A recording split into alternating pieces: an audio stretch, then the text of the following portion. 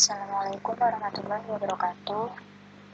Kenalkan, nama saya Tria Priyanti. Saya dari Universitas Buana Perjuangan Karawang. Di sini saya akan menjelaskan sedikit tentang memori komputer. Yang pertama, ada pengertian memori. Lalu yang kedua, ada sifat memori. Dan yang terakhir adalah jenis memori. Pengertian memori. Memori adalah perangkat keras atau hardware yang berfungsi mengolah data dan instruksi. Semakin besar memori yang disediakan, maka semakin banyak data maupun instruksi yang dapat diolahnya. Selain bertugas sebagai alat proses, memori juga berfungsi sebagai media penyimpanan data. Sifat memori. Terdapat dua sifat memori. Yang pertama, volatile memory atau volatile storage adalah memori komputer yang membutuhkan daya listrik untuk menjaga informasi yang tersimpan. Dengan kata lain, perlu daya listrik agar informasi tetap tersimpan. Memori volatil mempertahankan informasi atau data selama catu daya aktif. Tetapi ketika catu daya dimatikan atau terputus, informasi atau data yang tersimpan akan hilang. Contohnya DRAM dan SRAM. Lalu yang kedua adalah non-volatile memory atau non-volatile storage.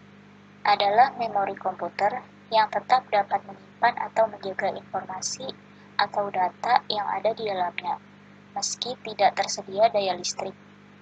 Contoh memori non-volatile adalah read-only memory atau ROM, flash memory, RAM ferroelectric atau VRAM, sebagian besar jenis magnetic storage dalam komputer, misalnya hard disk, disket, dan pita magnetik, dan lain-lain. Lalu masuk ke jenis memori. Di sini terdapat dua jenis memori, yaitu yang pertama memori internal dan yang kedua adalah memori eksternal. Memori internal sendiri dibagi menjadi dua, yaitu ROM atau read-only memory dan RAM atau random access memory. Memori internal adalah memori yang dapat diakses secara langsung oleh prosesor. Dalam hal ini, yang disimpan di dalam memori utama dapat berupa data atau program. ROM atau read-only memory. ROM atau read-only memory adalah memori yang hanya dapat dibaca, tidak dapat dihapus, dan sudah diisi oleh pabrik pembuat komputer, atau tidak bisa disetting kembali.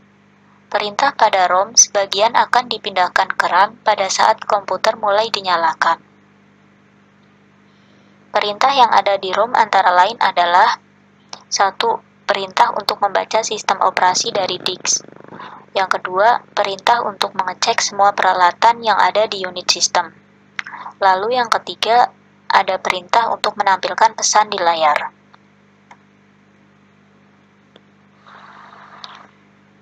Jenis-jenis ROM atau read-only memory. 1.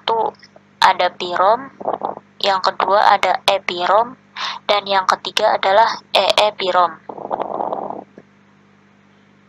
PROM atau Programmable Read-Only Memory.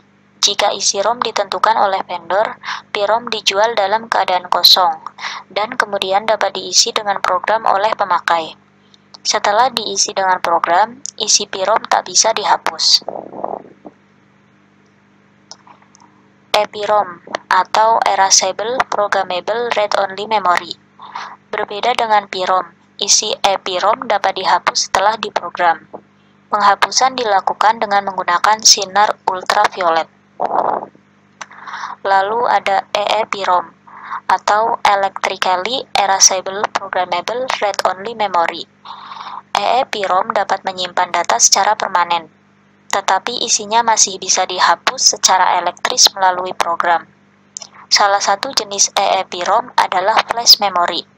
Flash memory biasa digunakan pada kamera digital, konsol video game, dan chip BIOS.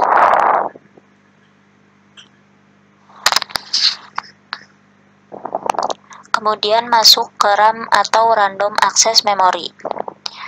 RAM atau Random Access Memory adalah memori tempat penyimpanan sementara pada saat komputer dijalankan, dan dapat diakses secara acak atau random. Fungsi dari RAM adalah mempercepat pemrosesan data pada komputer. Semakin besar RAM yang Anda miliki, maka semakin cepatlah komputer yang Anda miliki. Jenis-jenis RAM. Yang pertama ada EDORAM, lalu SDRAM, yang ketiga ada DRAM, yang keempat ada DDR-SDRAM, dan yang kelima ada RDRAM. EDORAM atau Extended Data Out RAM.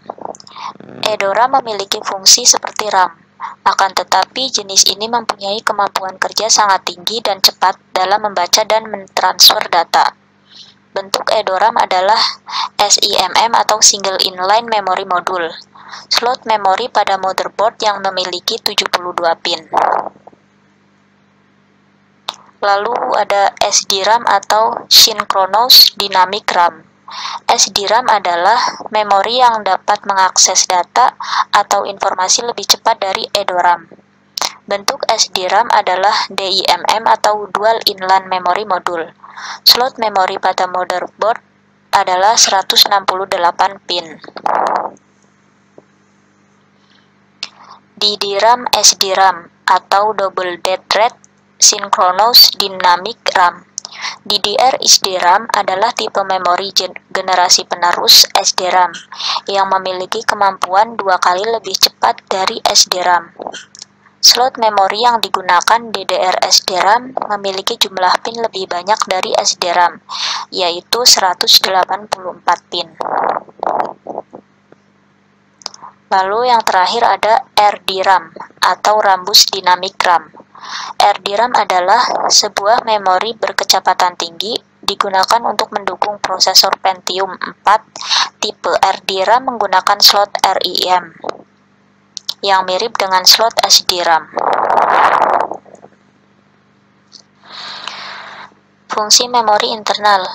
Yang pertama, menyimpan data yang berasal dari piranti masukan sampai data dikirim ke ALU atau Arithmetic and Logic Unit untuk diproses. Lalu yang kedua, menyimpan data hasil pemrosesan ALU sebelum dikirimkan ke piranti keluaran. Lalu yang ketiga, menampung program atau instruksi yang berasal dari piranti masukan atau dari piranti pengingat sekunder. Memori eksternal. Memori eksternal adalah memori yang tidak berhubungan langsung dengan motherboard.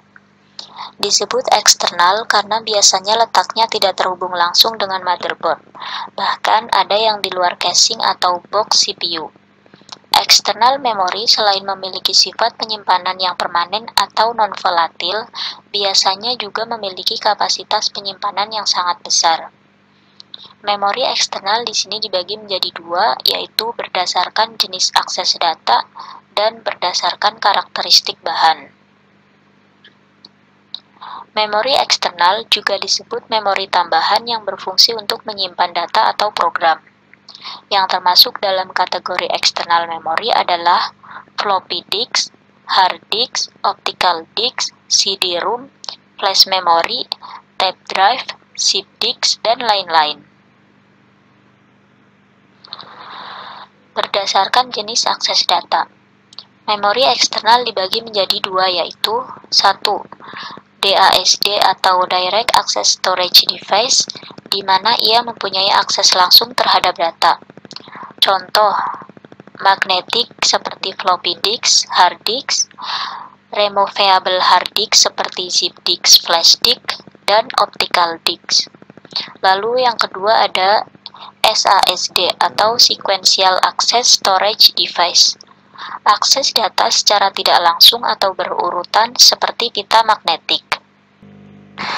Lalu berdasarkan karakteristik bahan. Yang pertama, ada punch card atau kartu berlubang. Merupakan kartu kecil berisi lubang-lubang yang menggambarkan berbagai instruksi atau data. Yang kedua, ada magnetic disk. Disk merupakan sebuah piringan bundar yang terbuat dari logam atau plastik yang dilapisi dengan bahan yang dapat dimagnetisasi.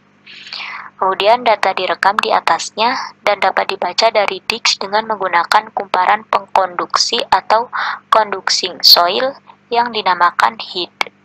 Pada operasi penulisan, arus listrik pada head memagnetisasi disk.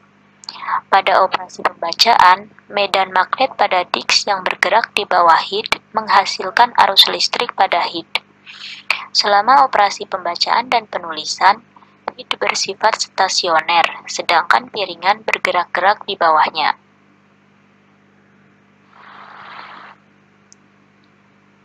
Yang ketiga, yaitu optical disc. Terbuat dari bahan-bahan optik seperti dari resin dan dilapisi dengan permukaan yang sangat reflektif seperti aluminium. Lalu yang keempat adalah pita magnetik.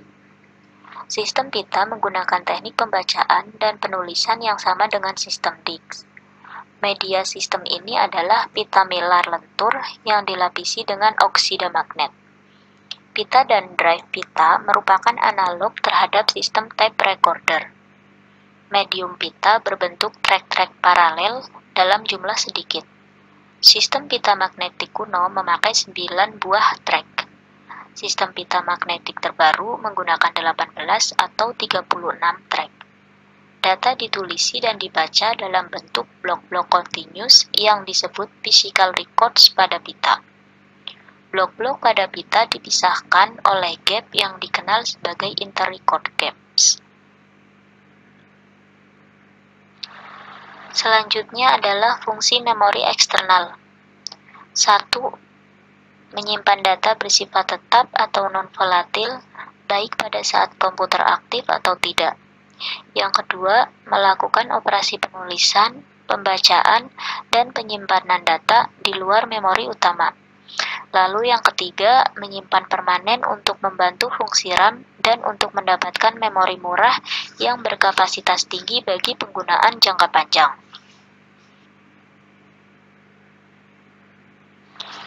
Thank you.